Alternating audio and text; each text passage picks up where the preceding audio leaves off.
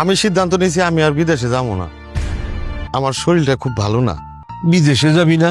আরে এটা কি তোর মামুর বাড়ির আবদার নাকি তোর শ্বশুর বাড়ির আবদার? মিয়া ভাই, তুমি আমার সাথে এইভাবে কথা কইতেছো কেন? তুমি জানো না আমার শরীরটা ভালো না? বুঝলাম শরীর ভালো না, বিদেশে সেই জন্য যাইতে পারবি না। তুই দেশে বসে তুই কি করবি? কেন? আমি তোমার সাথে ব্যবসা করুম, আর নাইলে নিজে একটা দোকান করে নিবো। ব্যবসা বাণিজ্য করবো? ওই তোর কাছে না আছে টাকা, না আছে দোকান, তুই কিসের ব্যবসা বাণিজ্য করবি? হ্যাঁ, মানে? মানে খুব সোজা, তুমি দেশে থাকতে পারবা না, তোমাকে বিদেশে চলে যাইতে হবে। আব্বা, আপনি একটু বোঝার চেষ্টা করেন। মা, তুমি একটু আব্বারে বোঝাও। যে বোঝার চেষ্টা করে তারে বুঝান যায়, কিন্তু যে বুঝতে না চায় তারে শত চেষ্টা করে বুঝান যায় না। আব্বা, আমার সিদ্ধান্ত ফাইনাল। আমি আর বিদেশে যাব না, আমি দেশে একটা কিছু করব। আমিও ফাইনালি সিদ্ধান্ত নিয়ে ফেলাইছি।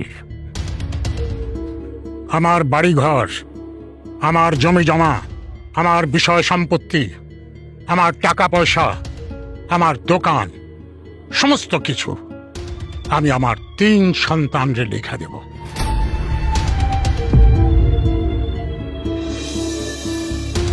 বাস।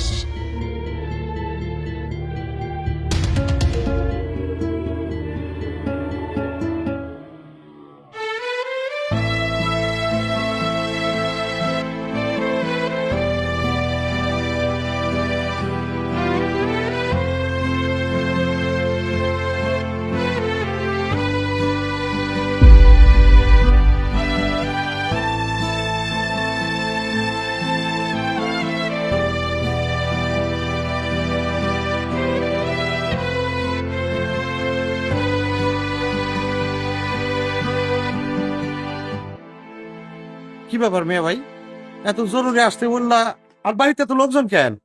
বাড়িতে লোকজন কেন সেটা তোর শাশুড়ির জিগা, আমার জিজ্ঞাসা করিস না। আমি সালিশ ডাকছি। কেন? কেন মানে? তোমার অধিকার, তোমার হক, এর থেকে কেন তোমারে তারা বঞ্চিত করবো? সেই জন্য আমি সালিশ ডাকছি। তুমি তো আর ডাকবা না। আপনি আমার কাছে জিজ্ঞাসা না করে আমার বাপ ভাইয়ের নামে সালিশটাকে আপনি অন্যায় করছেন। না, আমি তো কোনো অন্যায় করি নাই বাবা। আমি তো শুধুমাত্র তোমার অধিকারটা বুঝাই দেওয়ার চেষ্টা করছি।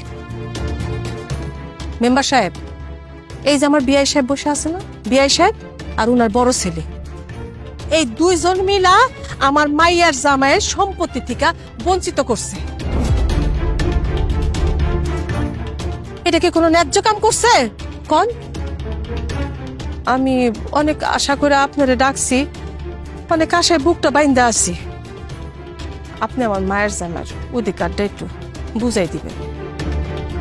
আনসার ভাই, আমি যতটুকু জানি